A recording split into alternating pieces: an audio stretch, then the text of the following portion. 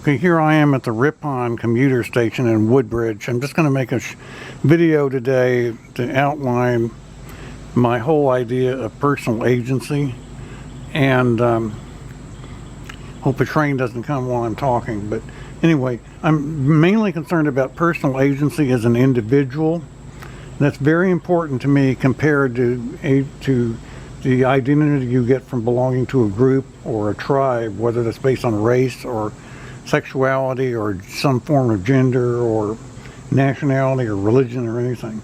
So I tend to resist going along with what's expected of me from others just because it would satisfy the needs of the group, particularly if I disapprove of something that they want, even though I agree with them on most other things. I will tend to resist it. Generally, I'm faced because I'm sort of not real good at practical things, not very good at physical things. I tend to get into a position where I can become too dependent on others, and that can get me in a bad place as far as karma. You could say karma. There are basically two ways that this becomes an issue.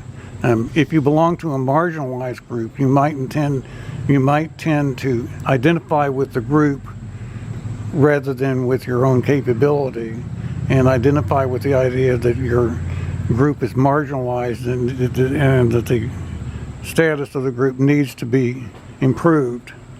And so you're invested in that, just in a way you're invested in rooting for a sports team or something you feel like, or for your country, for example, or for your religious affiliation in a tribal sense. I don't function very well in those kinds of situations. Something like my situation would have been, since I wasn't very physically competitive as a male, did I have a disability? Well, not really. You call it dyspraxia, but it was more that I could become too dependent on others to take the risks and share some of the common perils of the group and push that off onto others where I should be willing to take the risk myself. Military service, conscription. I grew up in the 50s when, for example, the draft was an issue. It still could become an issue today. I tend to be good at my own specialized things like music. I might almost have become a concert pianist or a composer or something, but not good at a lot of other things. So I can become too dependent on others, sharing risks. Others would try to urge me to become socialized as a member of the group rather than as simply myself, and to think more about how I affect the group than just how I affect my own reputation. And that particularly becomes important when you're talking about marriage and family, whether getting married and having your own family, which was only possible heterosexually when I was growing up. Today you can adopt, maybe even surrogacy or something, but that wasn't possible and meaningful when I was growing up. Whether that and taking on this responsibility for others increases your sense of personal agency because you own an area of social space, in a sense, your family. And then you have to learn to deal with people in other groups besides your own. Do you really need to belong? That's a question. Now, some of the things I'm going to look at in the past, back in 2016, I had a series which was a post which explained how I was different, gave a moral foundations chart,